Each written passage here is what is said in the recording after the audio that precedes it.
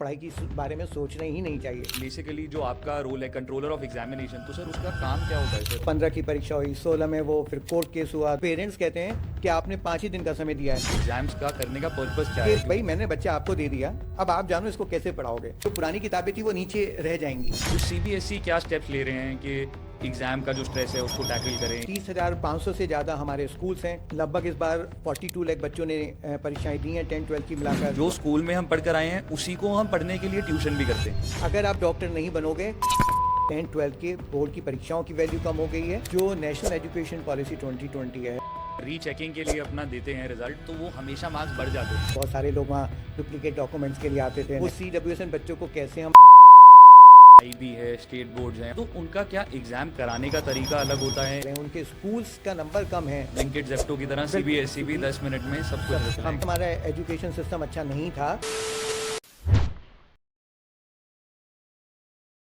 Hello everyone, welcome to a very very special episode of school cast.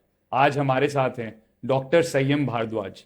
He is the controller examination of central board of secondary education which is CBSE.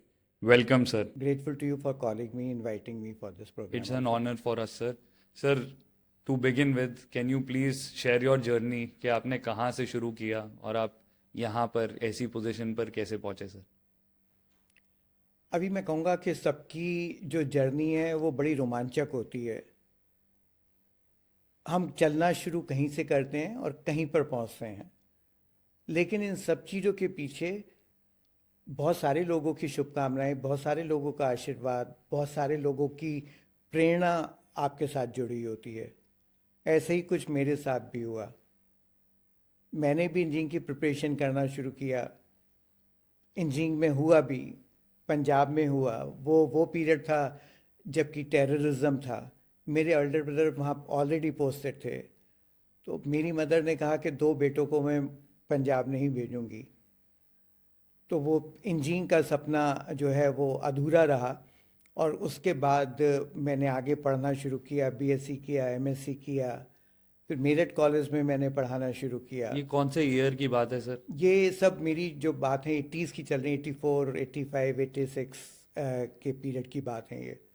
फिर मैंने 89 में Meerut college से MSc electronics MSc किया मैंने spectroscopy में। उसके बाद 2 साल मैंने वहाँ पढ़ाया।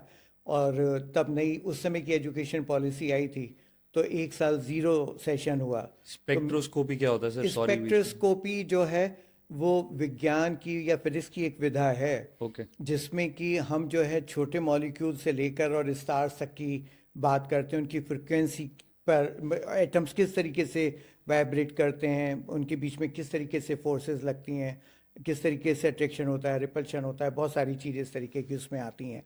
और ये जो है केमिस्ट्री में भी पार्ट होता है इसका, फिज़िक्स में भी पार्ट होता है। हम मॉलिक्यूल के बारे में जान पाते हैं, अपनी शरीर के बहुत सारे विज्ञान के बारे में जान पाते हैं, बीमारियों के बारे में जान पाते हैं जब हम आगे जाकर इस पर काम करते हैं। फिर वो 0 सेशन हुआ, मैं पढ़ा रहा था, तो फिर मैंने एमएससी इलेक्ट्रॉनिक्स में भी किया। फिर टीचिंग में इंटरेस्ट आ रहा था तो बीएड किया। तो फिर मेरा राजसेन मिलिट्री कॉलेज देहरादून में सिविलियन गस्टेड ऑफिसर के रूप में हुआ। 2 साल मैंने वहाँ कैडेट्स को पढ़ाया। 2 साल वहाँ रहने के बाद फिर national council for teacher education में मैंने एज प्रोग्राम ऑफिसर ज्वाइन किया। और मैं बहुत फॉर्चुनेट रहा कि वहाँ मेरे जो बॉस हुआ करते थे या ऑर्गेनाइजेशन के हेड थे, वो हमारे प्रोफेसर JS राजपूत साहब थे, जो कि एजुकेशन के मामले में एक इंस्टीट्यूशन ही कहूँगा मैं उनको हैं। उनसे बहुत सारा कुछ सीखने के लिए मिला। और जब वो उन्होंने ऑर्गेनाइजेशन को छोड़ा और वो NCERT के डायरेक्टर बने, तो क्योंकि मैं उनसे बहुत अटैच था तो मेरा भी मन वहाँ से उखड़ा और फिर मैंने CBSE को ज्वाइन किया। मैंने 2000 में, सितंबर 2000 में ज्वाइन किया CBSE को एज असिस्टेंट सेक्रेटरी। तो मैंने अजमेर में रजिस्टर्ड ऑफिस में ज्वाइन किया। वहाँ हम लोगों ने बहुत सारा काम करना शुरू किया। बहुत सारे लोग वहाँ डुप्लीकेट डॉक्यूमेंट्स के लिए आते थे, नए नए एक्शन लेने शुरू किए। पेंडेंसी जो थी उसको ज़ीरो करना शुरू किया, स्पेशल ऑपरेशंस स्टार्ट किए।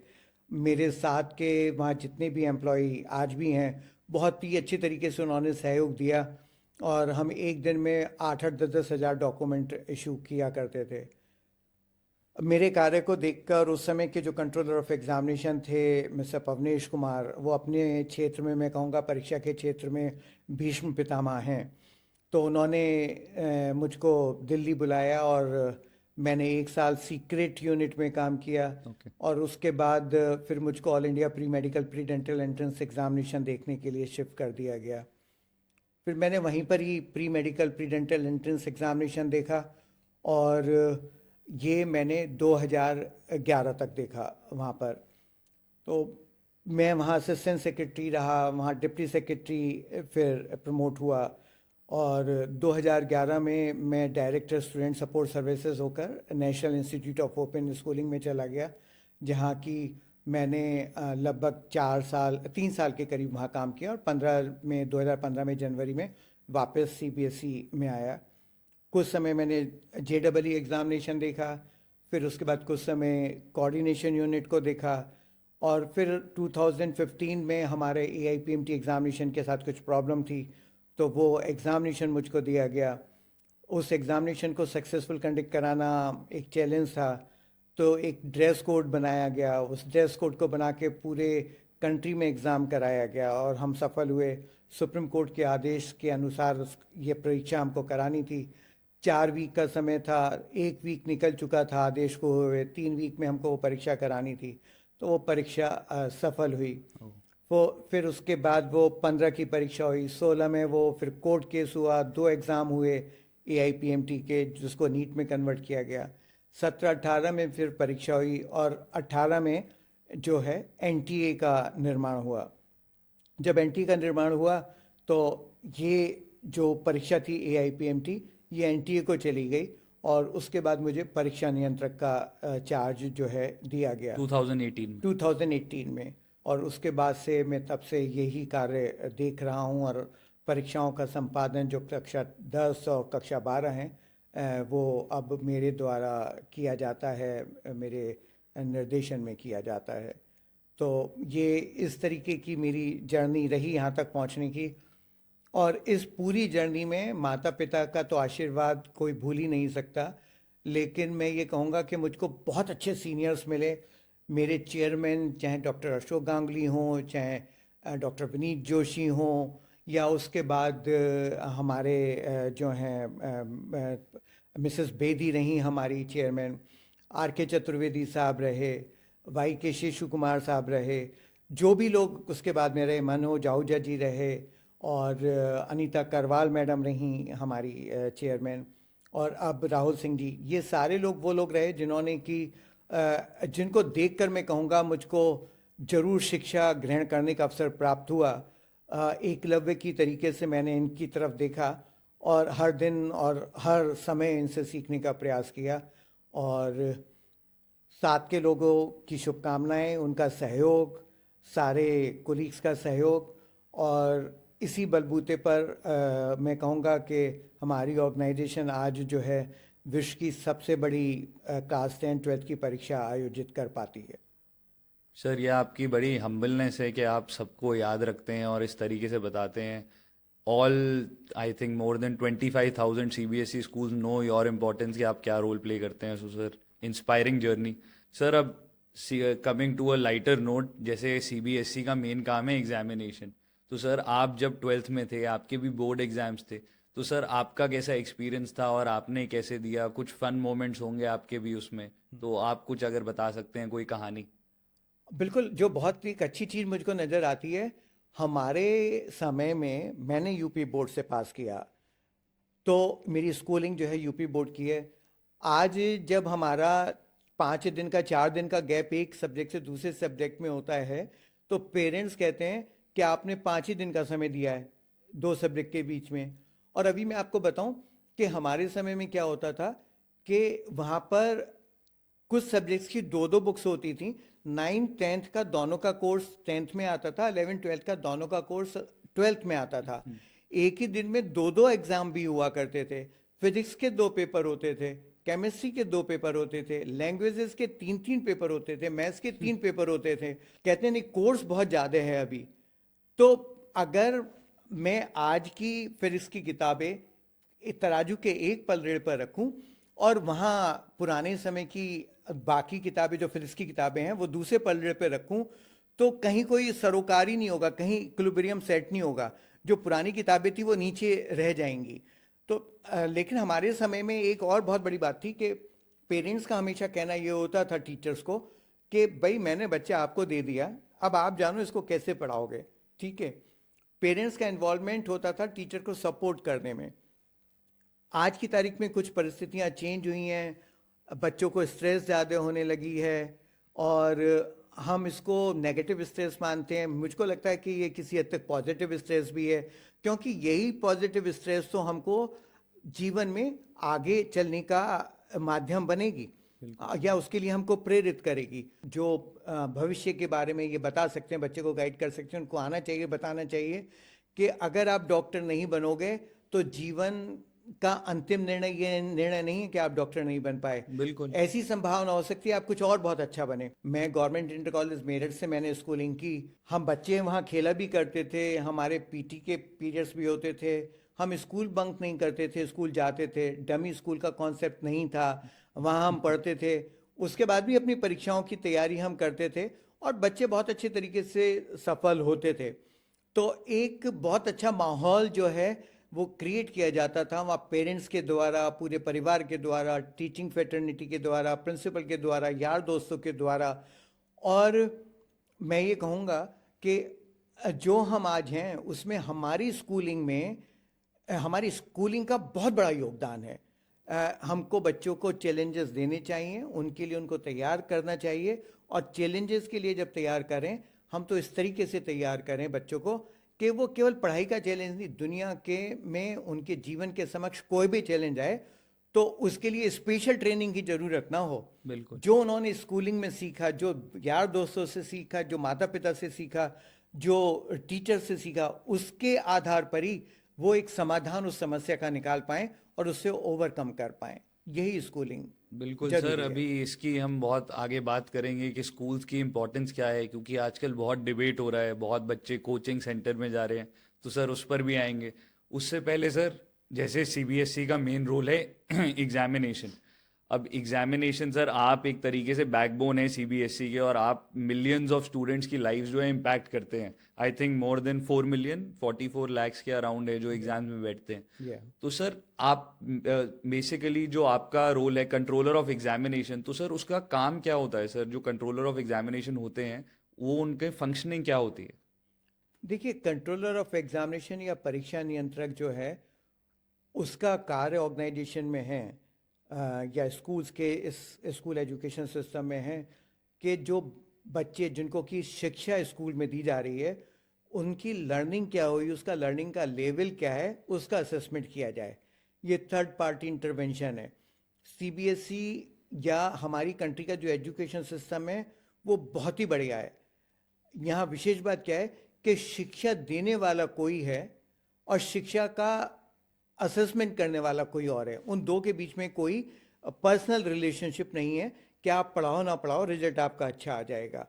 तो स्कूल पढ़ाता है और हम लोग परीक्षा का आयोजन करते हैं। तो परीक्षा के आयोजन में बच्चे कौन परीक्षा देंगे, क्या विषय लेंगे, उनका नाम क्या है, उनके माता पिता का नाम क्या है, उनका सही स्पेलिंग क्या है, वो सही डेट ऑफ बर्थ क्या है, सही सब्जेक्ट्स वो कौन से ले रहे हैं, फिर उसकी परीक्षाओं की तैयारी करना, उनकी जो लिस्ट है वो तैयार कराना, स्कूल से कहकर उसको भरवाना।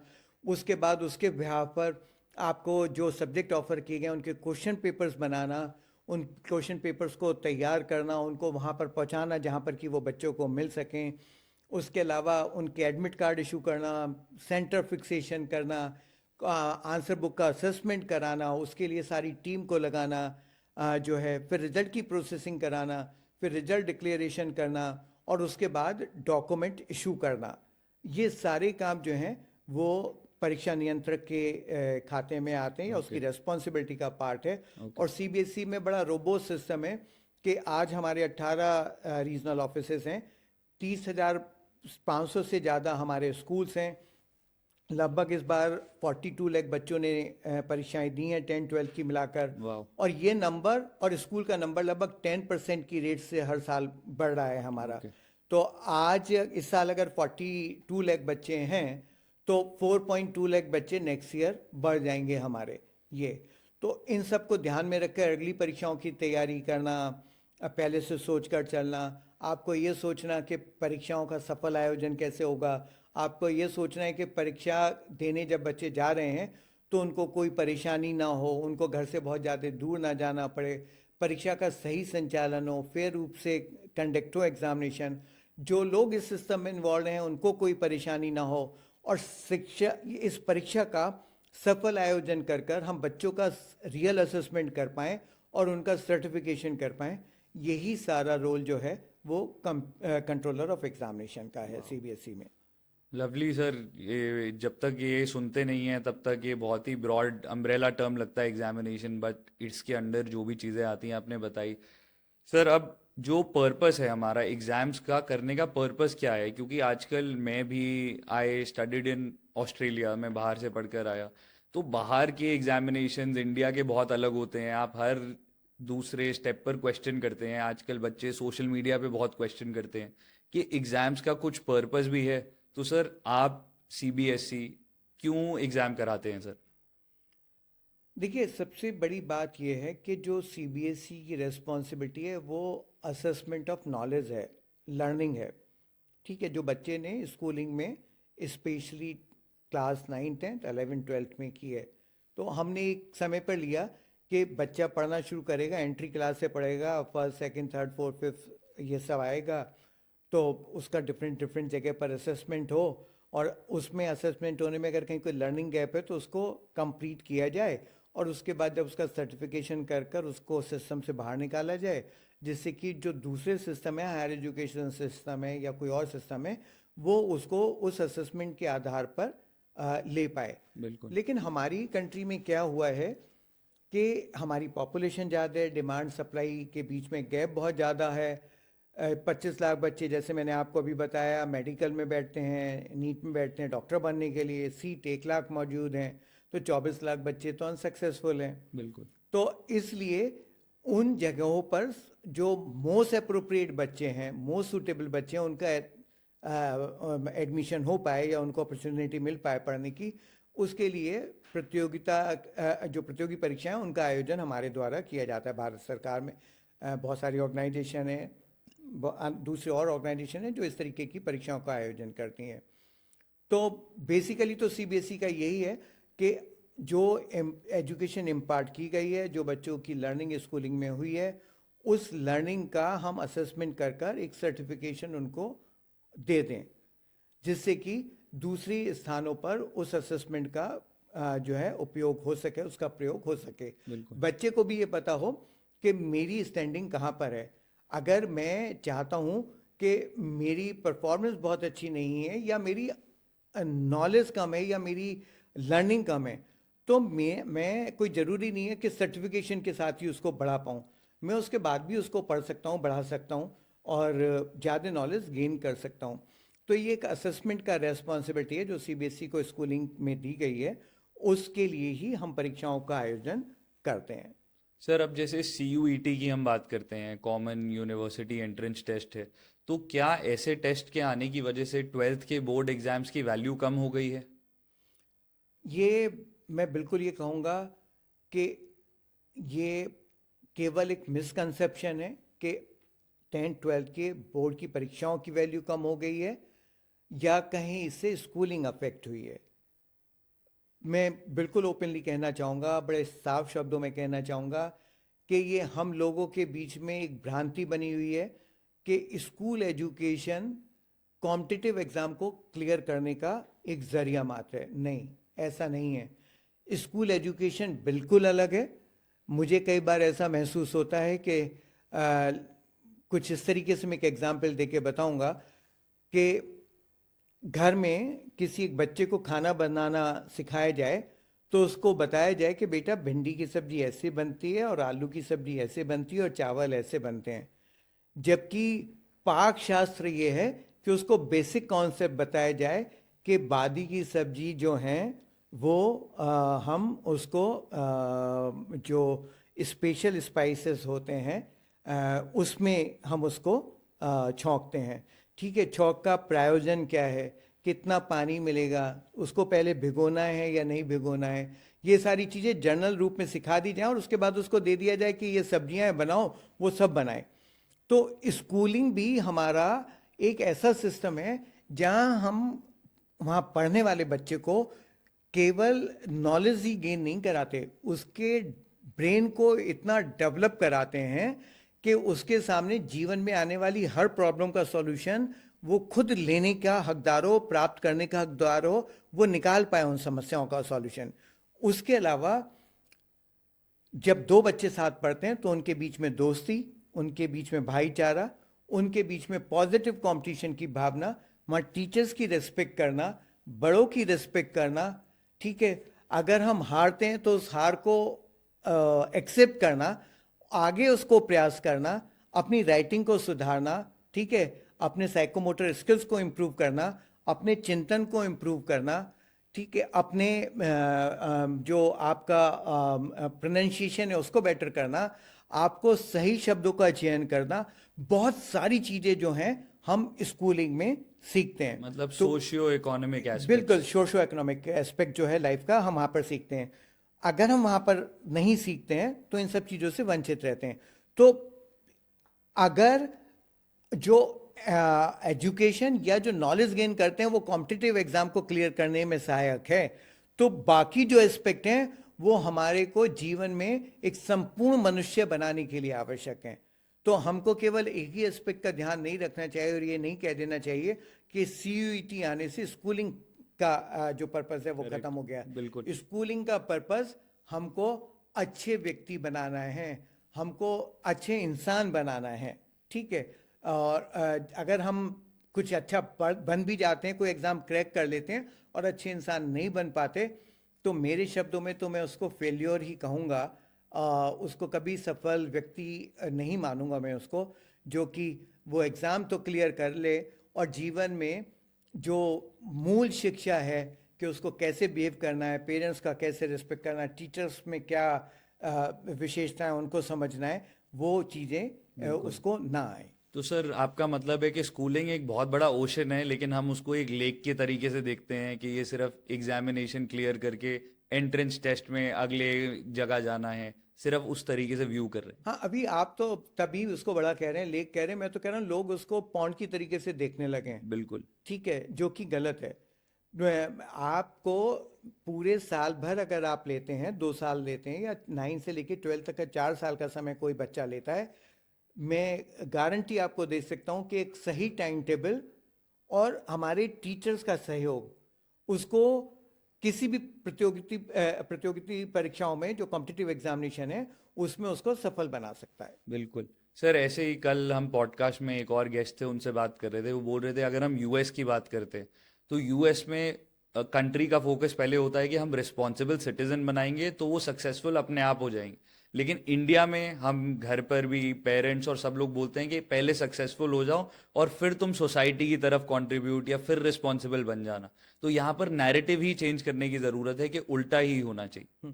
देखिए, इसमें भी क्या हुआ है, ये हमारी कंट्री की डिमांड हो गई। वही जो मैंने कहा ना, जो गैप है हमारे डिमांड और सप्लाई के बीच में, केवल उसी का इशू है। और ये इशू जब हम यहाँ पर देखते हैं ना, फोकस होकर देखते हैं कि इंजीनियरिंग और मेडिसिन, तभी आता है।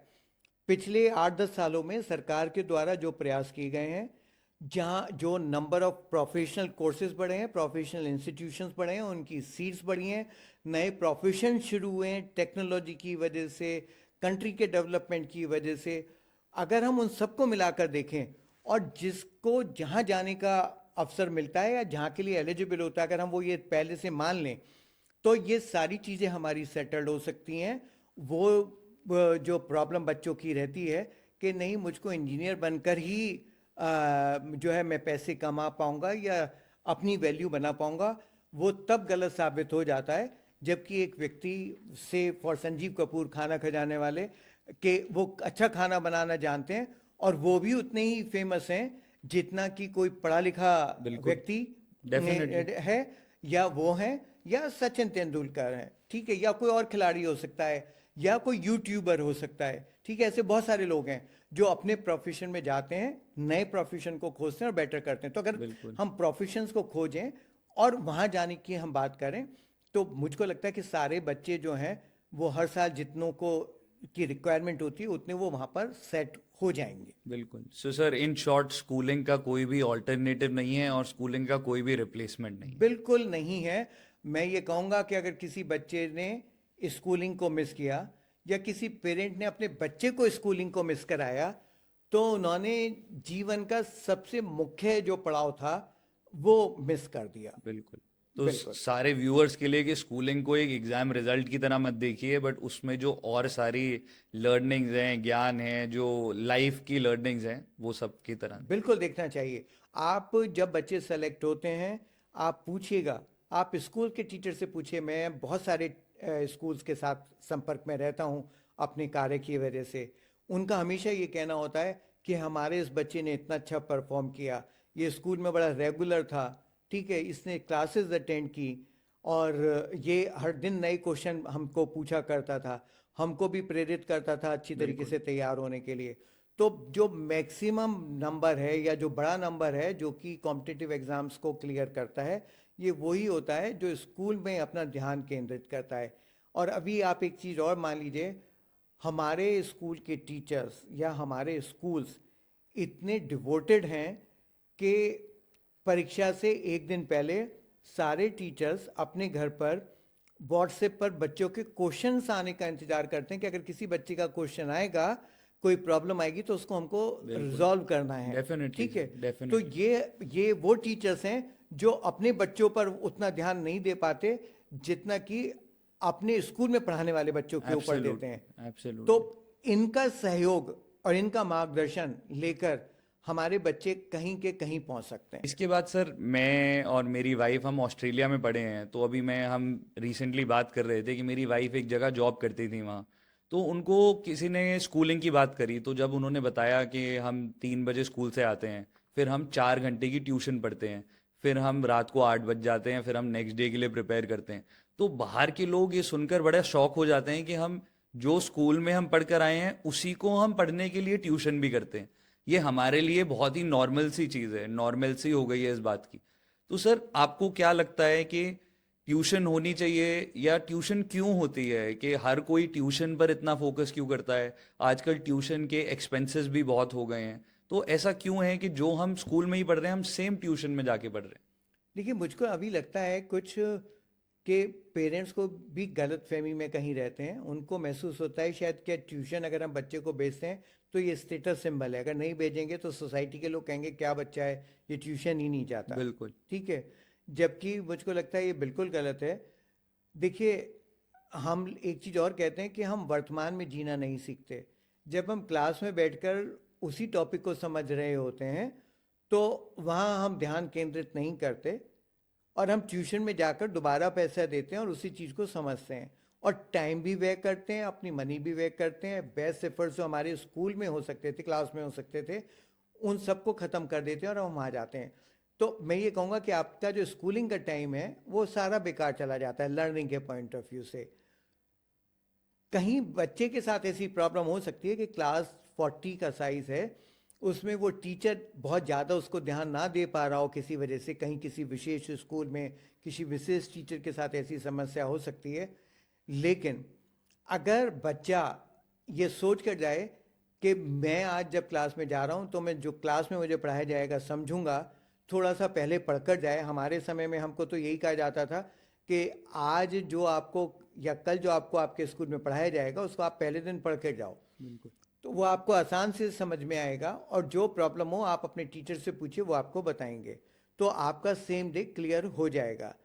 लेकिन अब हमारे एफर्ट्स उस तरीके से कम हो गए हैं, बच्चों का फोकस जो है वो पढ़ाई से हटा है। कुछ इलेक्ट्रॉनिक गैजेट्स इस तरीके की हमारी आई हैं कि बच्चों का बड़ों का भी टाइम उन्होंने जो है वो लेना शुरू कर दिया। बिल्कुल। सुबह उठने के बाद मोबाइल पर जाना, व्हाट्सएप मैसेज चेक करना, और क्या कहते हैं, फेसबुक देखना, अपना ट्विटर का अकाउंट देखना, और बहुत सारी जो जितने भी सोशल मीडिया प्लेटफॉर्म है वहाँ जाकर देखना। आप मेरे साथ बैठे होगे बात करने के लिए मेरे घर आकर, तो मैं आपसे उतना बात करने में खुश नहीं हूँगा जितना एक फ़ोन कॉल आने पर मैं हूँगा कि नहीं नहीं इसका जवाब मुझको देना है। सैड जबकि रियलिटी। जबकि मुझको कह देना चाहिए वहाँ कि नहीं मैं अभी अभी के साथ बैठा हूँ, कुछ बात कर रहा हूँ, मैं आपको कॉल बैक कर कर बात करूँगा। तो बिल्कुल। मैं वर्तमान में आपके साथ नहीं जीता, जो दूर है उसके साथ रहने का प्रयास करता हूँ। एब्सोल्युटली। तो मेरा अपना सोच ये है कि बच्चे और पेरेंट्स दोनों डाइवर्ट हो रहे हैं। हमको स्कूलिंग का जो बेनिफिट, टीचर्स की क्वालिफिकेशन का बेनिफिट, टीचर्स की जो एक्सपर्टाइज है उसका बेनिफिट हम नहीं ले पा रहे, और कुछ इसी तरीके की पशोपेश की स्थिति में है कि एक शर्ट हमको मार्केट में 400 रुपये की मिलती है और वही शर्ट किसी मॉल में जाकर हमको 4000 रुपये की मिलती है। तो 4000 रुपये में हम शर्ट को खरीद कर कहते हैं ये शर्ट अच्छी है, और 400 रुपये की शर्ट को बेकार बता देते हैं। तो स्कूल के टीचर की जो पढ़ाई है, क्योंकि वहाँ हमको एक लिमिटेड फीस देनी है, जो वो कम हो ज़्यादा हो जो भी है वो ही देनी है, बाहर हमको ज़्यादा फीस देनी है, तो वो लगता है कि महंगी बिल्कुल। वाली चीज़ में हमको कुछ ज़्यादा मिलेगा। कहीं ज़रूरत हो सकती है, बच्चे की रिक्वायरमेंट हो सकती है कि वो बहुत सारे बच्चों के बीच में बैठ के नहीं समझ पा रहा है, वो थोड़ा शर्मीला है, थोड़ा शाई है, तो वो टीचर के सामने या पूरे बच्चों के सामने कोई प्रश्न नहीं पूछ पा रहा, इसलिए उसको 1-to-1 की ज़रूरत हो। तो उसके बहुत सारे और तरीके हैं बिल्कुल। जिनको कि यूज़ कर कर हम कर सकते हैं। लेकिन मेरा अपना मानना ये है कि स्कूलिंग का जो समय है, जो पढ़ाई का स्कूल का समय है, वो उसको स्कूल में पूरे तरीके से सदुपयोग करना चाहिए। जो वहाँ की रेसेस का समय वो खाना खाने और खेलने के लिए यूज़ करना चाहिए। वहाँ पर जो खेल का पीरियड है उसको पूरी तरीके से खेल के लिए करना चाहिए, और पढ़ाई की बारे में सोचना ही नहीं चाहिए। तो जो समय जिस चीज़ के लिए बना उसका सदुपयोग अगर हम करेंगे तो हम ही फायदे की स्थिति में बिल्कुल। रहेंगे। Again sir, the word is time management I think, और वो वेरी गुड। सीखना हम सबको बहुत ज़रूरी है। सर, अब कई क्वेश्चन हैं जो मैं as a 12th class student या एज अ स्कूल स्टूडेंट सोचता था, या मेरे साथ लोग सोचते थे। सर, अब अगर मेरा कोई फ्रेंड है जिसकी मदर या फादर स्कूल में टीचर हैं, तो क्या उन्हें सीबीएसई एग्जाम्स में इस वजह से एक्स्ट्रा मार्क्स मिल सकते हैं? क्या उनकी मदर या फादर चेकिंग में आ सकते हैं? क्या ऐसा होता है सर? देखिए, हमारा सिस्टम इतना रोबोस्ट है कि आप एक कॉपी पर के बारे में कहें कि क्या इस कॉपी का पता चल सकता है, तो बिल्कुल नहीं पता चल सकता। तो अगर वो बच्चा किसी बच्चे के पेरेंट टीचर हैं, तो वो इस वजह से उसको मार्क्स ज़्यादा नहीं मिलेंगे कि उसके पेरेंट टीचर हैं। उसके पेरेंट टीचर हैं, और वो टीचर होने की वजह से क्योंकि वो दूसरे बच्चों के साथ बहुत अच्छा करे, तो इन बच्चों के साथ भी, अपने बच्चों के साथ भी अच्छा करने का प्रयास करेंगे, और वो मेहनत करेंगे, इसलिए वो बच्चा बेटर मार्क्स ले सकता है मे मुकाबले बी से। इसीलिए मिथ्स बिल्कुल। बन गया है सर ये। तो ये मिथ बना। और जहाँ तक ड्यूटी का सवाल है, इवैल्यूएशन का सवाल है, तो जाइए, कौन सी भारतवर्ष में हमारी 3.25 करोड़ कॉपियां चेक होंगी, कौन सी कॉपी कहाँ चेक होगी किसको पता। तो मैं ये मानता हूँ कि हमारे साथ काम करने वाले लोग बहुत अच्छे हैं, वो बिल्कुल। ईमानदार हैं, वो मेहनती हैं, और इसलिए क्योंकि हमारा सिस्टम इस तरीके का है कि पहले किसी को पता नहीं चल सकता, दूसरा इसलिए कि हम उन पे विश्वास करते हैं कि ऐसा होगा, तो ये सारी चीज़ें हमारे बोर्ड में संभव हैं। एब्सोल्युटली सर, एक और मिथ है कि जब हम रीटेस्ट के लिए, रीचेकिंग के लिए अपना देते हैं रिजल्ट, तो वो हमेशा मार्क्स बढ़ जाते हैं। क्या ये सच है? ये बिल्कुल सच नहीं है। आपको मैं बताता हूँ, मैं एक ऐसा सिस्टम क्रिएट करने में लगा हुआ हूँ, इवैल्यूएशन सिस्टम को इतना स्ट्रांग करने में लगा हुआ हूँ कि बच्चा जब हमको अप्लाई करे कि नहीं मेरे इसमें गलती है, तो हम उसको कहें आपकी कॉपी ये रही, आप इस कॉपी से देखिए और हमको बताइए गलती कहाँ पर है। ठीक है, और हम उसको कह पाएँ कि नहीं आपकी कोई गलती नहीं है। ठीक है। तो जब हम लोग ये करते हैं तो इस स्टैटिस्टिक्स को देखते हैं, और मुझे ये बताते हुए खुशी होती है कि पिछले 5-7 सालों में जो गलती निकलने वाला सिस्टम है, ये हमारा लगातार कम होता चला जा रहा है। अब क्या होता है, कितने तरीके के केसेस हम लोग देखते हैं वो मैं आपको बताऊंगा। कि जब पुनः मूल्यांकन या रिवैल्यूएशन के लिए कॉपी हमारे पास आती है, तो मान लीजिए मेरे 70 नंबर हैं, तो ऐसा भी होता है कि 70 नंबर से हमारे नंबर कम होते हैं, ऐसा भी होता है हमारे 70 नंबर ही रहते हैं, ऐसा भी होता है हमारे 70 नंबर से बढ़ जाते हैं। लेकिन ये लगभग टोटल बच्चों का जो अप्लाई करते हैं बच्चे, उसका 0.02% अप्लाई करते हैं और उस 0.02% का 0.02% मिस्टेक्स होती हैं, जो कि मिनिमम है, मतलब बहुत छोटा सा नंबर है। और इसमें नंबर कम भी होते हैं, अनचेंज भी होते हैं और ऊपर भी जाते हैं। तो ऐसा नहीं है कि आप अप्लाई करेंगे तो आपके मार्क्स बढ़ेंगे ही बढ़ेंगे, आपके मार्क्स कम भी होंगे। और इसलिए बहुत सारे पेरेंट्स हर साल हमारे पास आते हैं कि आप हमारे रिजल्ट को अंडू कर दीजिए, जो हमारे बच्चे के मार्क्स कम हुए हैं आप उसको हटा दीजिए, जो कि नियम के अनुसार हमारे लिए संभव नहीं है, और उनके बच्चों के मार्क्स कम होते हैं। मतलब 42 लाख बच्चे अगर एग्जाम में बैठते हैं तो लेस देन 1000 होते हैं जो अप्लाई करते हैं, और उसमें से भी लेस देन 0.2% होता है जिनका कुछ करेक्शन रॉन्ग होता है। बिल्कुल 0.2% के करीब आप लगाइएगा, टोटल नंबर का होता है। और ये हर लगभग 0.2% होता चला जाता है। 0.2%। ये मेरा अपना ओके। कैलकुलेशन है ये। बिल्कुल अमेजिंग सर, ये कहीं कहीं मिथ होती है जो लोगों को जानना नहीं। ज़रूरी है। सर, अब आप एज अ कंट्रोलर एग्जामिनेशन 2018 से हैं, तो लास्ट 7-8 ईयर्स में क्या एग्जाम्स में चेंज आए हैं? और सर, आप लोग 27 कंट्रीज में वन गो में एग्ज़ाम कराते हैं। आई डोंट थिंक ऐसा कोई और ऑर्गेनाइजेशन पूरे वर्ल्ड में करती है। तो सर, ऐसा कैसे करते हैं और क्या क्या चेंजेस आए हैं?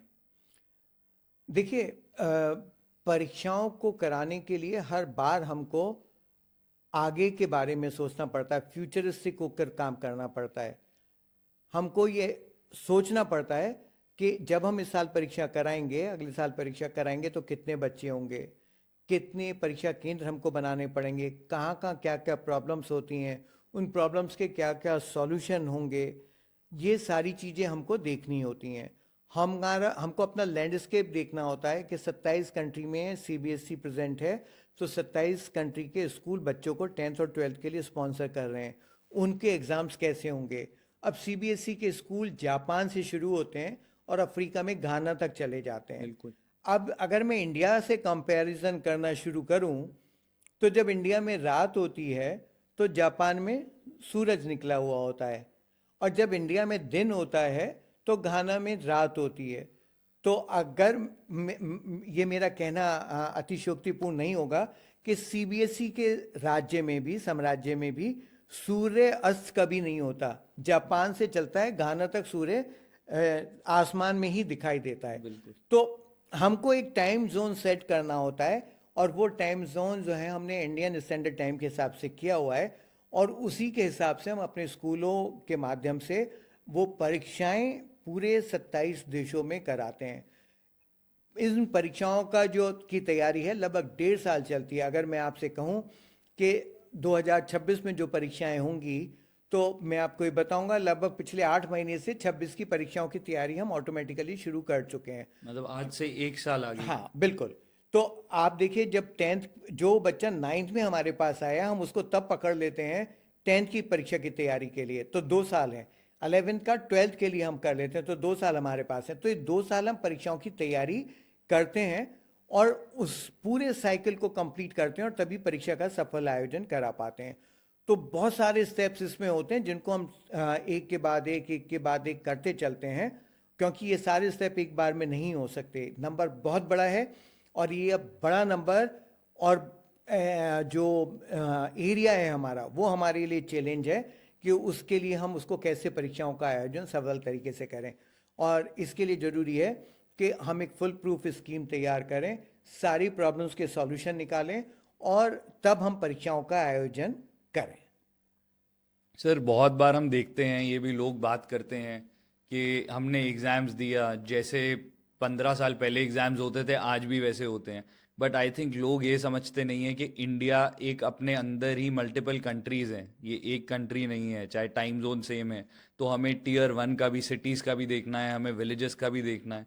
तो सर, ये सारा कंसिडर करते हुए आप लोग एग्जामिनेशन जो प्रिपेयर करना है वो प्रिपेयर कैसे करते हैं?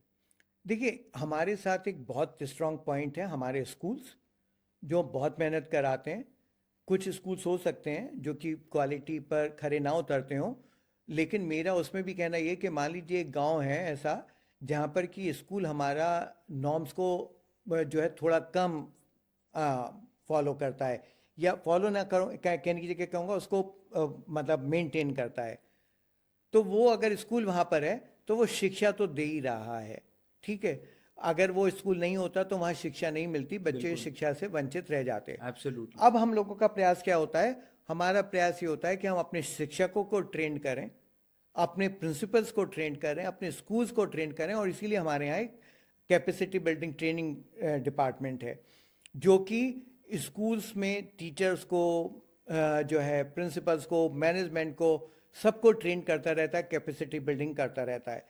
उसके बाद जब हम लोग अपनी परीक्षाओं का आयोजन करते हैं तो उन सारे स्कूल्स को ध्यान में रखकर करते हैं कि वो स्कूल्स कहाँ पर हैं, किस तरीके से हैं, किस तरीके से बच्चे परीक्षा में जाएंगे, परीक्षाओं का सुचारू रूप से संचालन हो सके, परीक्षाएं बिना किसी गलती के हो सकें, बच्चों को पूरी सुख सुविधाएं वहाँ पर प्राप्त हों, उनको कंफर्टेबल एनवायरनमेंट मिले। तो इन सब चीज़ों का ध्यान रखकर हम अपनी हर साल की परीक्षा की तैयारी करते हैं। उसके लिए एक स्टैंडर्ड ऑपरेटिंग प्रोसीजर्स बनाते हैं, अपने स्टैंडर्ड ऑपरेटिंग प्रोसीजर्स को स्ट्रेंथन करते हैं। जहां हमको एडिशनल मदद देने की ज़रूरत होती है, स्कूल को एडिशनल मदद देते हैं, वो फाइनेंसेस के रूप में हो, वो ह्यूमन रिसोर्सेज के रूप में हो, वो किसी अन्य रूप में हो।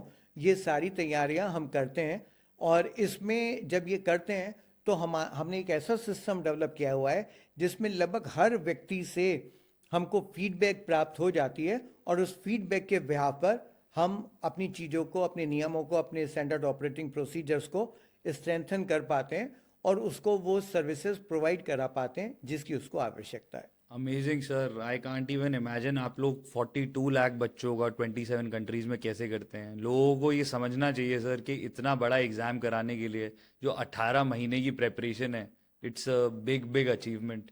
Kudos to you and the team sir. Sir अब जैसे सीबीएसई में हम देख रहे हैं बहुत सारे चेंजेस आ रहे हैं, जैसे आप लोग कैलकुलेटर्स बेसिक लेवल पर अकाउंटेंसी के लिए अलाउ कर रहे हैं, और 2 एग्जाम्स हो रहे हैं क्लास 10 के लिए। तो ऐसी कुछ चीज़ें सर चेंजेस बता सकते हैं और रिफ्लेक्ट कर सकते हैं कि कैसे सोच रहे हैं आप लोग सीबीएसई में। देखिए, जो नेशनल एजुकेशन पॉलिसी 2020 है, वो हमारे जो एजुकेशन सिस्टम है उसको बहुत ज़्यादा स्ट्रेंथन करने के लिए बनाई गई है। और क्यों बनाई गई है, ज़रूरत क्या है इसकी? वो ज़रूरत ये है कि जो विकसित भारत की बात हम करते हैं, हर तरीके से विकसित भारत, उसके लिए एक ह्यूमन रिसोर्सेज हमको चाहिए। बिल्कुल। उन ह्यूमन रिसोर्सेज को हम कैसे तैयार करेंगे, वो इस शिक्षा नीति के रूप में ही हम कर पाएंगे, इस शिक्षा नीति की वजह से ही हम कर पाएंगे। इसलिए शिक्षा नीति की हमको ज़रूरत है। अब बहुत सारी बातें शिक्षा नीति में कही गई हैं, बहुत सारी बातें ऐसी हैं जब हम उसको धरातल पर लेकर आते हैं तब हमको उन चीज़ों की ज़रूरत पड़ती है। तो सीबीएसई एक ऑटोनॉमस ऑर्गेनाइजेशन है, हमको भारत सरकार के द्वारा फ्री हैंड दिया गया है कि आपको अगर कुछ अचीव करना है तो उसके लिए जो भी निर्णय आपको लेना हो वो आप लें। तो इस प्रदत्त शक्तियों का इस्तेमाल करते हुए हमको जहाँ भी जिस चीज़ की ज़रूरत होती है वो हम करते हैं। मान लीजिए 2 एग्जामिनेशन की बात हम करते हैं या इम्प्रूवमेंट एग्जामिनेशन की बात करते हैं, तो हम कहते हैं कि बच्चा अगर कोई अपनी परफॉर्मेंस को इम्प्रूव करना चाहता है तो उसके लिए हम किस तरीके से परीक्षाओं का आयोजन कर सकते हैं, उसको अवसर प्रोवाइड कर सकते हैं। तो उस पर हम कोई स्कीम बना सकते हैं। आपने कहा कैलकुलेटर प्रोवाइड करने की बात की, तो कैलकुलेटर प्रोवाइड करने के लिए कि हमको उसकी कितनी ज़रूरत है, क्या ज़रूरत है या ज़रूरत नहीं है, या केवल एक पर्टिकुलर सब्जेक्ट में ज़रूरत है बाकी विषयों में ज़रूरत नहीं है, तो इन सब का आकलन करते हुए हम अपनी पॉलिसीज़, मतलब पहले विचार हम अपने मन में लाते हैं, फिर इस पर डिस्कशन करते हैं, फिर इस पर ऑब्जर्वेशन लोगों की लेते हैं, और फिर इसको फाइनल करते हैं, और उस फाइनल प्रपोजल को हम कॉम्पिटेंट कमेटीज़ के सामने रखते हैं, उनको एक्सप्लेन करते हैं, वहाँ पर भी डिस्कशन होता है, वहाँ पर फाइन ट्यूनिंग फिर पॉलिसी की होती है, फिर गवर्निंग बोर्ड बॉडी का होता है, वो उसको अप्रूव करता है, और जब ये अप्रूव करते हैं तो उसको हम इम्प्लीमेंट करते हैं। तो सीबीएसई बहुत सारे क्षेत्रों में हमेशा सोचता रहता है, वो CWSN बच्चों को कैसे हम अधिक सुविधाएं दे सकते हैं, हम ये सोचते हैं। हम अपने करिकुलम को कैसे स्ट्रेंथन कर सकते हैं, हम इस पर भी चर्चा करते हैं। हम कौन से नए विषय भविष्य के रूप से प्रारंभ कर सकते हैं, उन पर भी हम चिंतन करते हैं और उनको स्टार्ट करते हैं।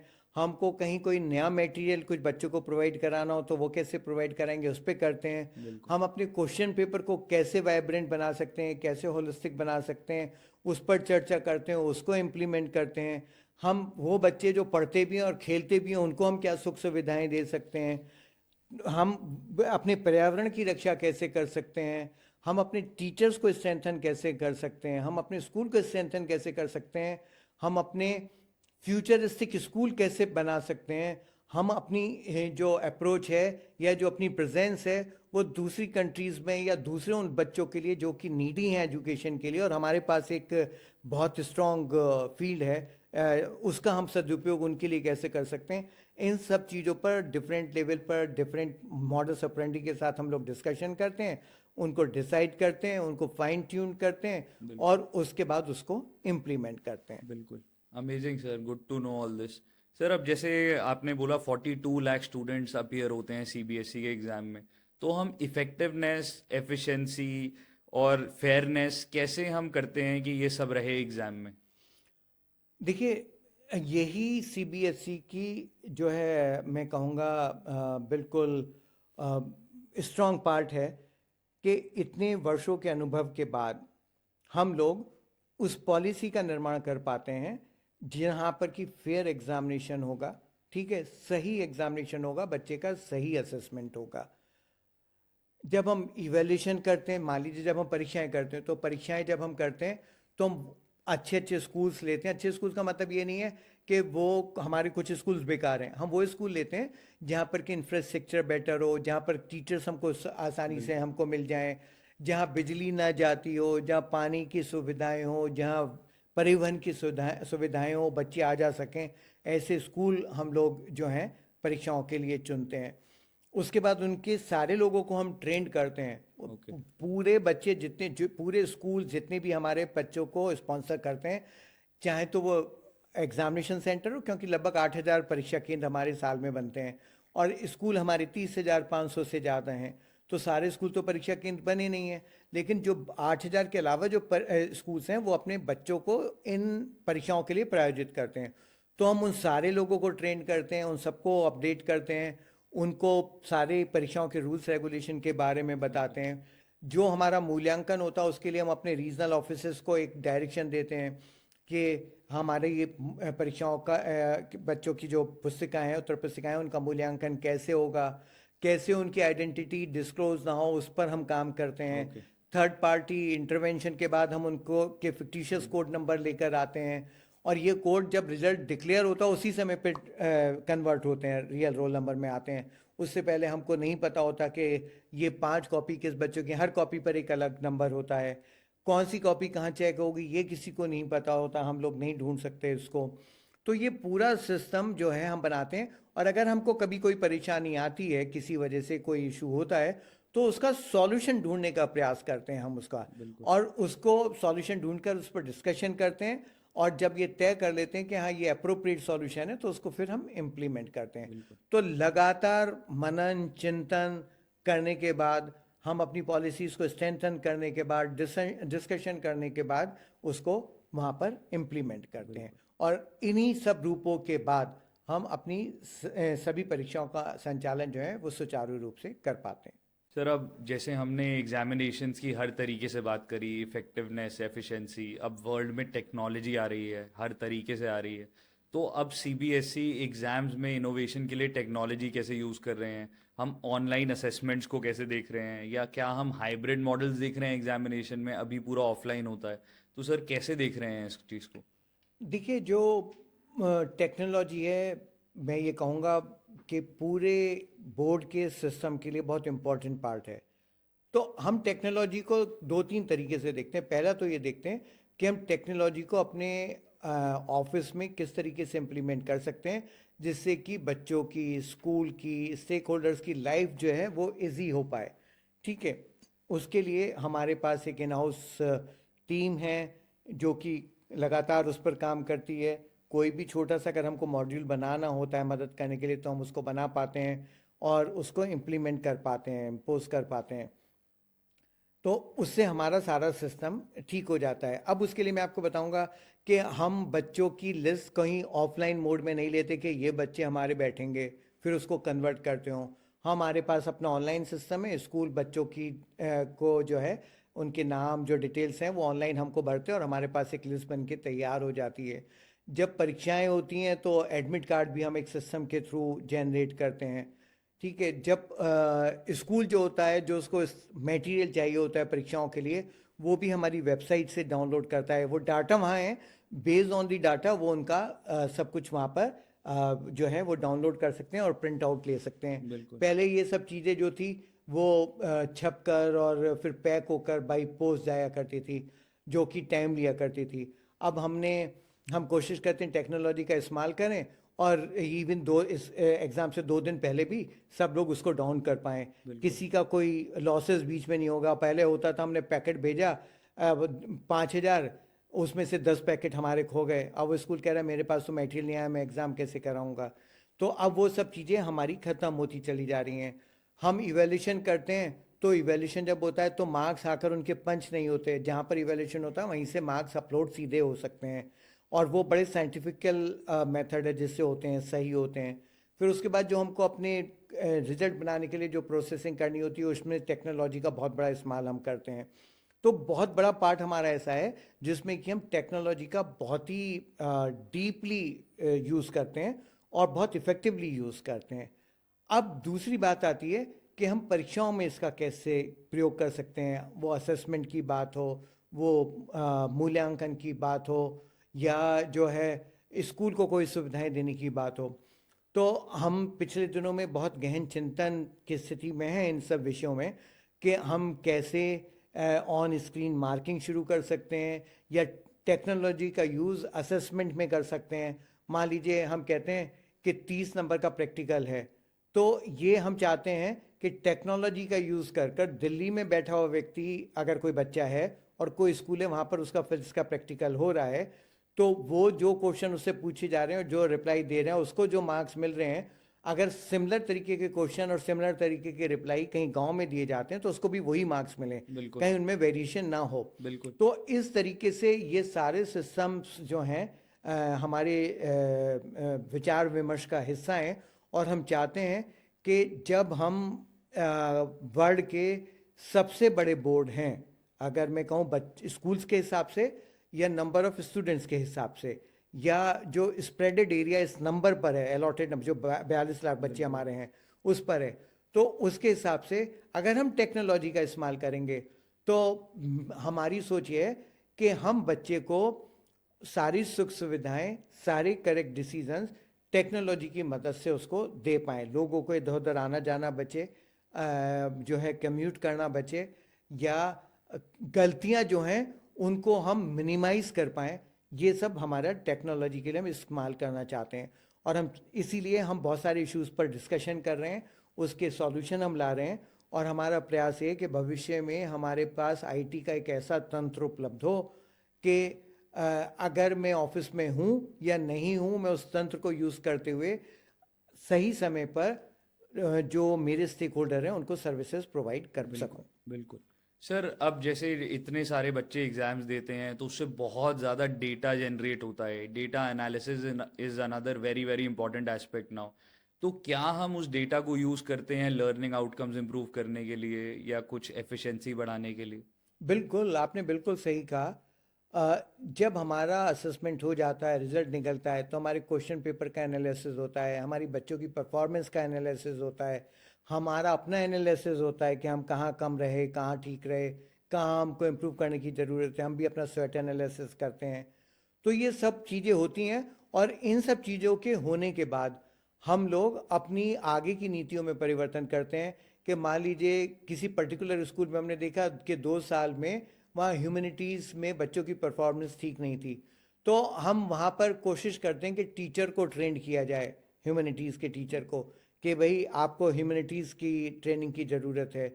हम देखते हैं कहीं किसी टीचर ने इवैल्यूएशन करते समय कोई गलती करी, बच्चे ने वेरिफिकेशन के लिए अप्लाई किया और हमको उसको पता चला, तो हम उसको लेकर रखते हैं और उसको कहते हैं कि आप हमारे इस ट्रेनिंग प्रोग्राम को ज्वाइन करें, ये गलतियां होती हैं, इसको आपको अवॉइड करना चाहिए। और उस चीज़ को हम अगले साल जब हम ट्रेन करते हैं इवैल्यूएशन से पहले, स्टार्ट होने से पहले, तो उसमें उसको एक एग्जाम्पल के रूप में यूज़ करते हैं। Okay. तो ये सारे काम हम करते हैं जिससे कि हम अपने सिस्टम को इम्प्रूव कर सकें, स्ट्रेंथन कर सकें और इफ़ेक्टिवली उसका उपयोग कर सकें। बिल्कुल वंडरफुल सर, क्योंकि आई थिंक हिमांशु सर ने भी बताया था कि सीबीएसई के पास I think more than 1 crore data points है। तो ये डेटा की यूज से, data is the new oil, और डेटा से कुछ भी हो सकता है। बहुत बड़ा नंबर हमारे पास है। आपको इसको इस तरीके से सोच सकते हैं नंबर को, कि एक बच्चा जो है लगभग 6 साढ़े 6 सब्जेक्ट ऑफर करता है, क्योंकि हमारे यहाँ 5 से लेके 7 सब्जेक्ट ऑफर करने का की अपॉर्चुनिटी है। करेक्ट। अब ये अगर मैं कहता हूँ 6 ही सब्जेक्ट लिए, तो 6 तो थ्योरी के पार्ट हो गए, 6 इंटरनल असेसमेंट के पार्ट हो गए, बिल्कुल। 12 पार्ट तो यही हो गए। और 12 पार्ट होकर हम अपने 42 से इसको मल्टीप्लाई कर देते, 42.5 लाख से, ठीक है। तो ये नंबर हमारा हो गया। तो ये नंबर बहुत बड़ा नंबर होता है। एब्सोल्युट। और ये इतना बड़ा नंबर होता है, आप भी ये सोचिए कि जब हम रिजल्ट बनाते हैं तो इतने सारी पॉकेट्स को हम चेक करते हैं कि या तो वहाँ पर कोई फिगर पड़ी हो, 00 पड़ी हो या 100 पड़ी हो, ठीक है, या वहाँ पर एब्सेंट पड़ा हो। ये सारी चीज़ें हम जो है देखते हैं कि वो सारे पॉकेट्स हमारी भरी हुई हैं, और तभी हम उसके बाद अपना रिजल्ट घोषित करते हैं। तो अमेजिंग। डाटा एनालिसिस हमारे लिए और डाटा को यूज़ करना हमारे लिए परम आवश्यक है, उसके बिना हम आगे बढ़ ही नहीं सकते। Wonderful sir. अब जो बच्चे होते हैं आजकल, स्ट्रेस की बहुत बात हो रही है, पहले आपने भी बताया स्ट्रेस, तो आजकल स्ट्रेस वर्ड बहुत कॉमन हो गया है। बहुत बच्चे एग्जाम रिलेटेड स्ट्रेस लेते हैं, बहुत न्यूज़ में केसेस आ रहे हैं। तो सीबीएसई क्या स्टेप्स ले रहे हैं कि एग्जाम का जो स्ट्रेस है उसको टैकल करें या इसकी अवेयरनेस ज़्यादा करें? देखिए, सीबीएसई बहुत पहले से ही जिसको मैं कहूँगा एक स्टेप आगे चलता है, ये जानते हुए कि बच्चों को इस तरीके की प्रॉब्लम आ रही है, क्योंकि हमको स्कूल से फीडबैक मिलती रहती है, तो उस पर हम अपना कार्यवाही शुरू कर देते हैं। हमको किसी के आदेश की आवश्यकता नहीं होती कि कोई आदेश देगा और तब हम कार्यवाही करेंगे। स्यूमो मोटो हम अपने आप ही एक्शन लेना शुरू कर देते हैं। तो अब आप देखिए, सीबीएसई के सिस्टम को अगर पेरेंट समझ लें, स्पेशली मैं पेरेंट के लिए कहूँगा, क्योंकि चिंता जो है वो घर से शुरू होती है, बिल्कुल। स्कूल में तो उसका समाधान मिलता है। एब्सोल्युटली। तो मैं कहूँगा यहाँ पर कि सीबीएसई सबसे पहले काम क्या करता है कि वो कोशिश ये करता है कि जल्दी से जल्दी जो अगले साल का करिकुलम है वो अपलोड कर दे। अगर करिकुलम अपलोड हो गया तो बच्चे को ये पता है कि मुझको कौन कौन से टॉपिक पढ़ने हैं इन 2 सालों में, बिल्कुल। ठीक है। उसके बाद एक सैम्पल क्वेश्चन पेपर वो अपलोड करते हैं सीबीएसई। वो सैम्पल क्वेश्चन पेपर एक सैम्पल फ्लैट की तरीके से होता है कि अगर आप एक घर खरीदने जाते हैं तो आपका घर कल कैसे लगेगा, वो आपको सैम्पल फ्लैट में एक विजुअलाइजेशन बिल्डर दे देता है। तो यहाँ सैम्पल क्वेश्चन पेपर भी लगभग उसी तरीके का कॉन्सेप्ट है कि अगर बच्चा देखेगा उसको तो उसको पता चलेगा कि जब मैं परीक्षा केंद्र पर जाऊंगा, अपने कक्ष में बैठूंगा, परीक्षा कक्ष में बैठूंगा, और जो मेरे सामने प्रश्न पत्र आएगा उसकी संरचना ये होगी, उसकी डिज़ाइन ये होगा, उससे पता चल जाएगा। फिर हम लगभग क्वेश्चन हम सब्जेक्ट वाइज और टॉपिक वाइज और चैप्टर वाइज भी ये बताते हैं कि किस कॉम्पिटेंसी के, किस टाइपोलॉजी के, किस तरीके के क्वेश्चन कहाँ से आने हैं। तो ये जब हम बताते हैं तब भी उसको बहुत सारा ज्ञान जो है मैं कहूँगा उसको मिल जाता है कि किस तरीके का पेपर हमारा होगा। उसके बाद जब हमारी परीक्षाएं शुरू होती हैं तो हमारा प्रयास होता है कि हम अपनी डेट शीट जो है वो समय से पहले निकाल दें। इतनी पहले निकालें कि बच्चों को अपना टाइम टेबल बनाने का मौका मिले। सीबीएसई ने सीबीएसई के इतिहास में पहली बार, अब की बार 3 महीने पहले, 15 फरवरी को एग्ज़ाम शुरू होने थे, उससे 3 महीने पहले डेट शीट रिलीज़ करी। वो ये सोच कर की कि बच्चे इन 3 महीनों में उनको अपनी 10-12 की तैयारी कैसे करनी है और कंपटीशन की तैयारी कैसे करनी है उसके लिए एक शेड्यूल बना ले। तो वो हमने रिलीज़ करी जिससे कि उनको ये टेंशन भी खत्म हो जाए कि मेरी डेट शीट क्या होगी, ठीक है।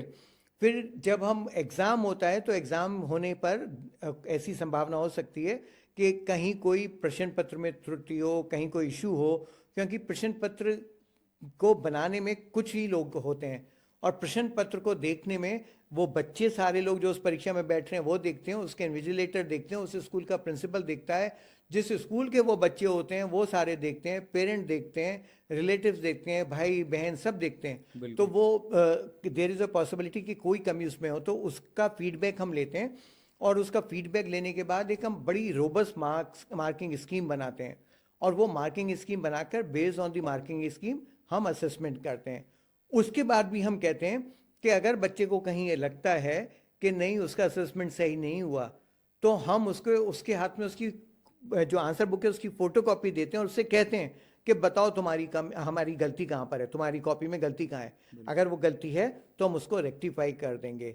हम परीक्षाएं शुरू होने से पहले अपनी काउंसलिंग शुरू करते हैं। हमारे बहुत सारे प्रिंसिपल्स हैं जो अपने बहुत ही रिच एक्सपीरियंस के बिहाफ पर बच्चों को गाइड करते हैं, काउंसिल करते हैं। वो परीक्षा के बाद भी करते हैं जब रिजल्ट निकलता है कि वो कहाँ जाएं, कैसे अप्लाई करें, कहीं कोई इशू है तो करते हैं। और हर साल हमारा प्रयास होता है कि हम नया काम करें। इस साल हम लोगों ने एक नया प्रयास किया कि मैं देखता था कि समाचार पत्रों में बहुत सारे क्वेश्चन आंसर लोग देते हैं कि बच्चों की प्रॉब्लम्स होती हैं उसका समाधान बताते हैं, और जब मैं उनसे जाता हूँ देखता हूँ तो मुझे लगा कि ये तो गलत रिप्लाई दे रहे हैं, बिल्कुल। या वो अप्रोप्रिएट रिप्लाई नहीं है। तो हम लोगों ने डिसाइड किया कि अब की बार इंग्लिश के एक पेपर में और हिंदी के एक पेपर में हम भी देंगे। तो वो जो थे क्वेश्चंस वो सीधे मेरे पास आते थे और मैं उनका आंसर लिखकर बच्चों को देता था, और उसका बहुत बड़ा बेनिफिट जो है पूरे हमारे जो स्टूडेंट कम्युनिटी है उसको होता है। तो हमेशा हमारा प्रयास ये होता है कि बच्चे को हर कदम पर जो उसको प्रॉब्लम आनी है उसका सॉल्यूशन हम निकाल दें। हम सेंटर फिक्सेशन इस तरीके से करने का प्रयास करते हैं कि उसको बहुत दूर ना जाना पड़े, उसको अपने स्कूल के आस पड़ोस में ही परीक्षा केंद्र उसको मिल जाए। बिल्कुल। हम उससे ये भी कहते हैं कि भाई आप परीक्षा केंद्र 2 दिन 3 दिन पहले जाकर देख कर चले आओ, जिससे कि आपको उसका रास्ता पता हो, आपको समय पर पहुंच सकें।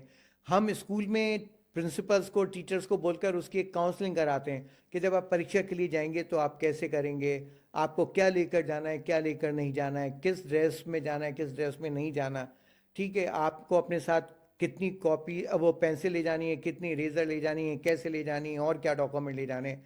ये सब चीज़ों का ज्ञान हम जो है बच्चे को देते हैं, और कोशिश करते हैं कि कोई भी डायरेक्शन ऐसी ना रहे, कोई भी एरिया ऐसा ना रहे जहाँ की वो बच्चा उस सूचना से अछूता रह जाए और कोई गलती करे। तो चाहे बोर्ड हो, चाहे स्कूल का मैनेजमेंट हो, स्कूल के प्रिंसिपल्स हों, स्कूल के टीचर्स हों, पेरेंट्स हों, बच्चे हों, कोई टीचर, उसके अगर 5 रोल हैं तो 5 रोल में उसको किस तरीके से काम करना, उसके बारे में लेटर लिखना, उसको बताना, उसके लिए गाइडलाइंस इशू करना, उसके लिए स्टैंडर्ड ऑपरेटिंग प्रोसीजर्स इशू करना। ये सारी चीज़ें हम देखकर इंश्योर करते हैं कि बच्चे को कहीं कोई स्ट्रेस ना हो, और बहुत खुशी के साथ बच्चा वो जाकर परीक्षा में बैठे और खुशी खुशी हंसता हुआ अपना बाहर आए और अगले दिन की, अगली बार की परीक्षा की तैयारी करे। सर, ये सारे आपने बताए लॉजिस्टिकल जो भी आप लोग कर सकते हैं, क्या हम कुछ मेंटल कोचिंग के लिए भी सीबीएसई की तरफ से करते हैं? बिल्कुल, हमारे बहुत सारे ऐसे सीनियर प्रिंसिपल्स हैं, बहुत सारे क्वेश्चंस हमारे पास आते हैं जिनका कि कुछ का हम आईवीआरएस के थ्रू रिप्लाई करते हैं जो लगभग कॉमन है। बोले मेरा मैथ्स का एग्ज़ाम है और मुझे बहुत टेंशन हो रही है तो मैं क्या करूं। तो इस सवाल का उत्तर एक ही होगा, तो वो आईवीआरएस के थ्रू भी देते हैं। बिल्कुल। लेकिन उसके बावजूद भी अगर कोई बच्चा पूरे 27 कंट्री में है और वो वहाँ पर बात करना चाहता है, तो हमारे पास वहाँ पर एक विशेषज्ञ उपलब्ध है।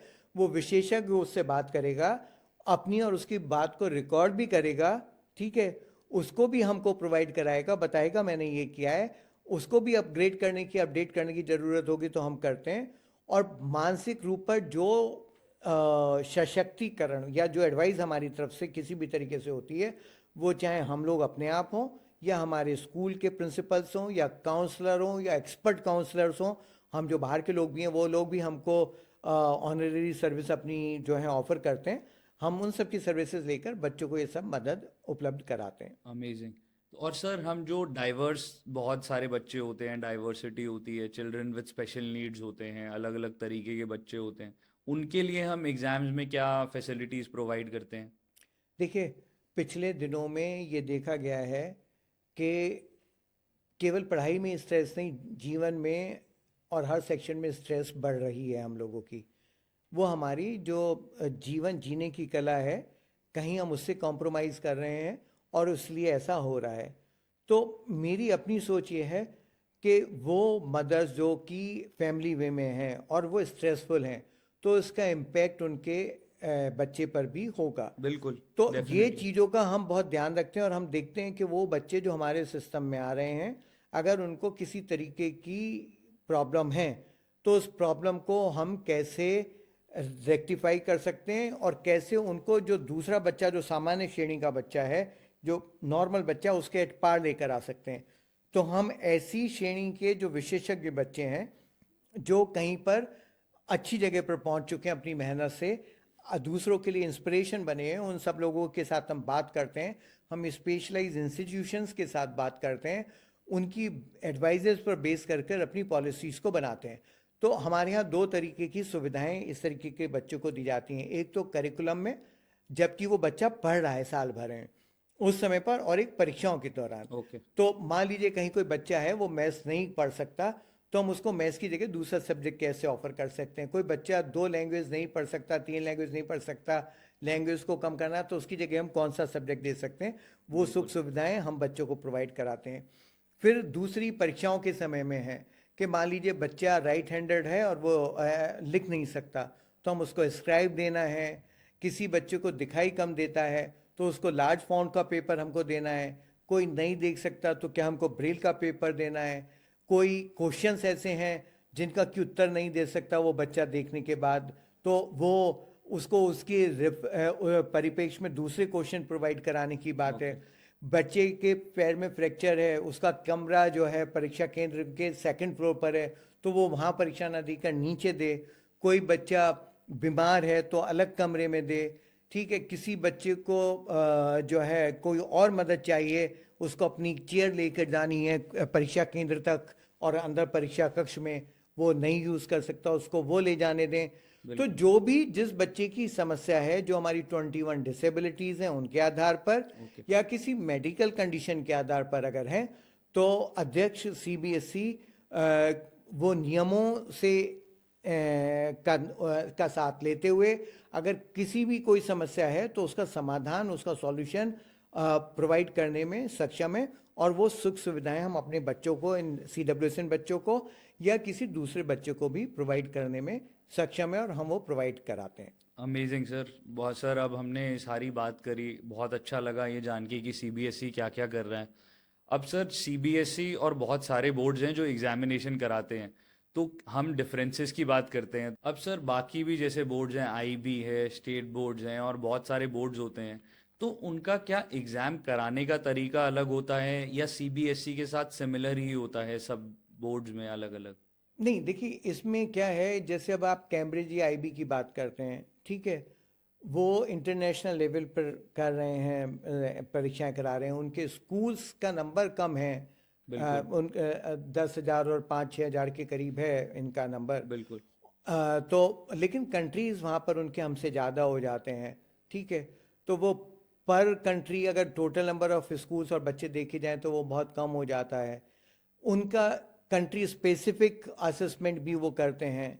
ठीक है, वो डिमांड ड्रिवन वर्क भी करते हैं, किसी कंट्री को कुछ स्पेसिफिक चाहिए तो वो सब होता है। करेक्ट। CBSE अभी इसमें पूरी तरीके से जो है अपनी सेवाएं प्रदान नहीं करता, या मैं ये कहूँगा प्रदान करने की जगह कि across all 30,500 schools in 27 countries we are having the similar methodology for the assessment of student in the form of the internal assessment as well as for the external assessment.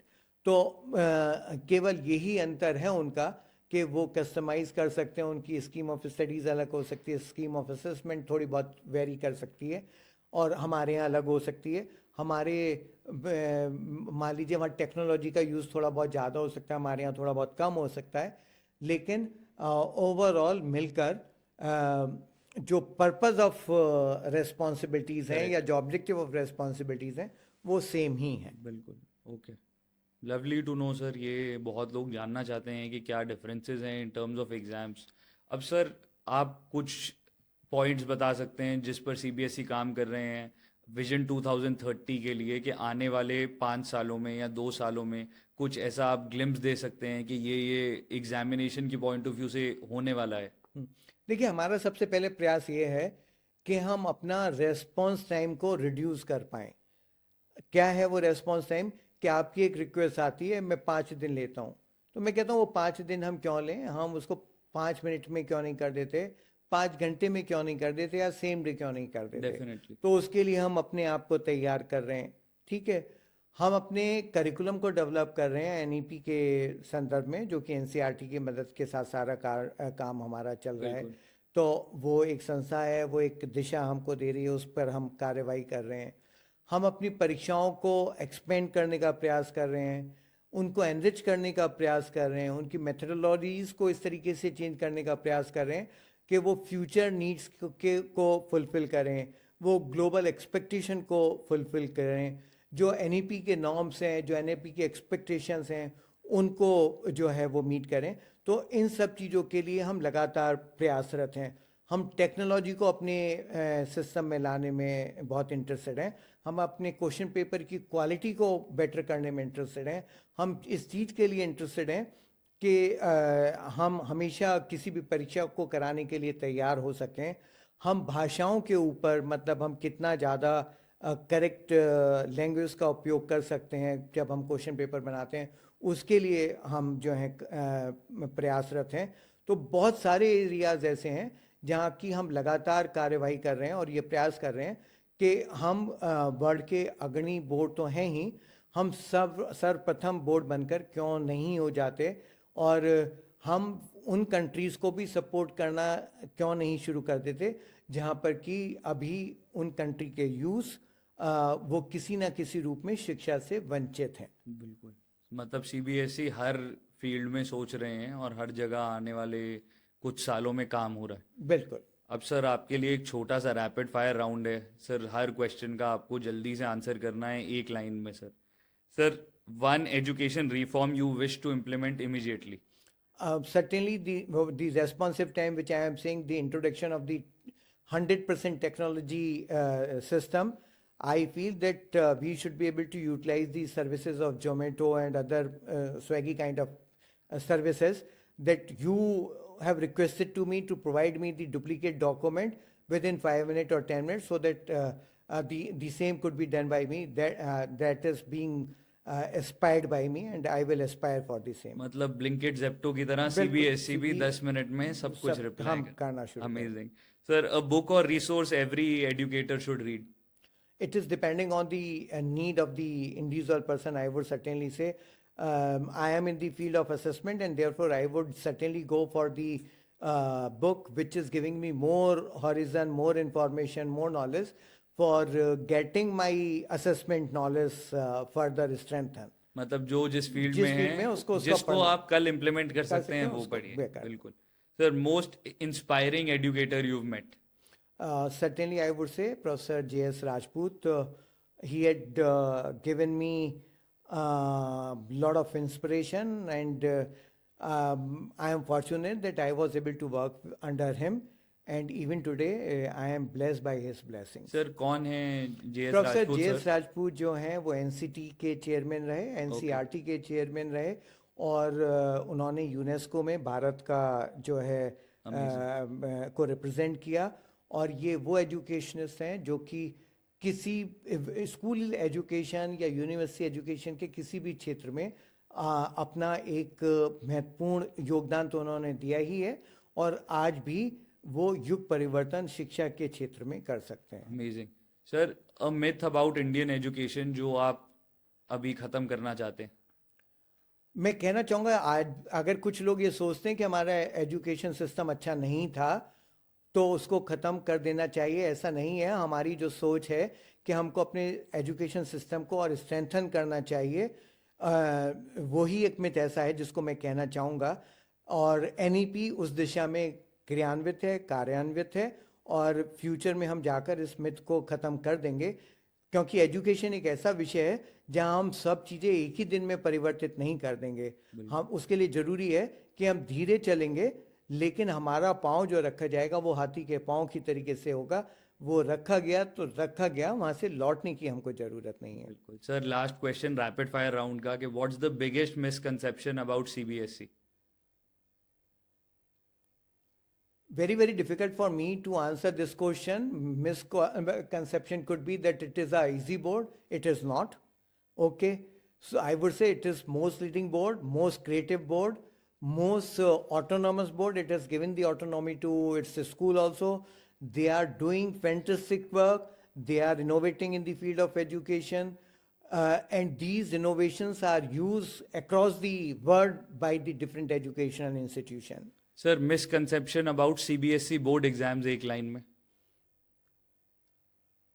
वो ये कहें कि अगर हमको स्ट्रेस होती है तो मैं कहूँगा नहीं, केवल आप अपना समय का पैमाना या अपना जो टाइम टेबल है वो सेट कर लें, आपको कहीं कोई स्ट्रेस नहीं होगी और आप स्कूल एग्जामिनेशन से बेटर परफॉर्म बोर्ड के एग्जामिनेशन में कर पाएंगे.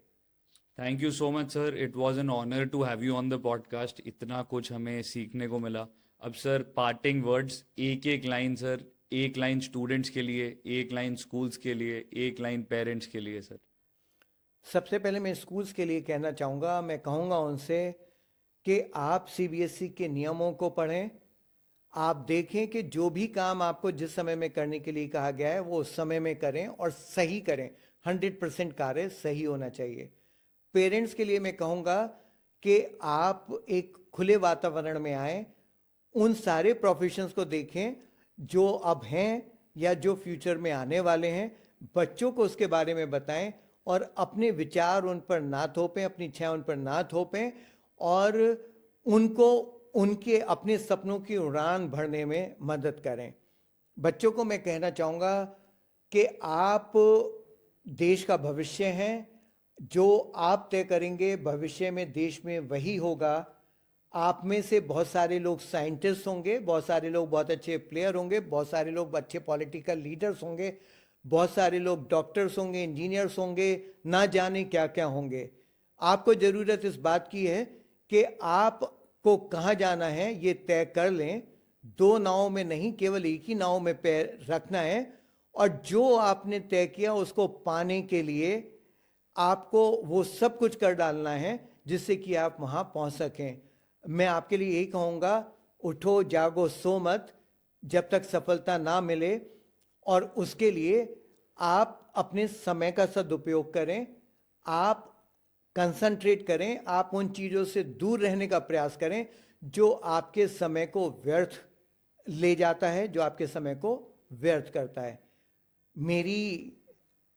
मेरे पर्सनल रूप में, ऑफिशियल रूप में आप सभी लोगों को बहुत बहुत शुभकामनाएं. मैं विशेष रूप से अभी को धन्यवाद देना चाहूँगा कि उन्होंने मुझे इस पॉडकास्ट के लिए आमंत्रित किया, मुझको अपने विचारों से आप लोगों को अवगत कराने के लिए एक मौका दिया.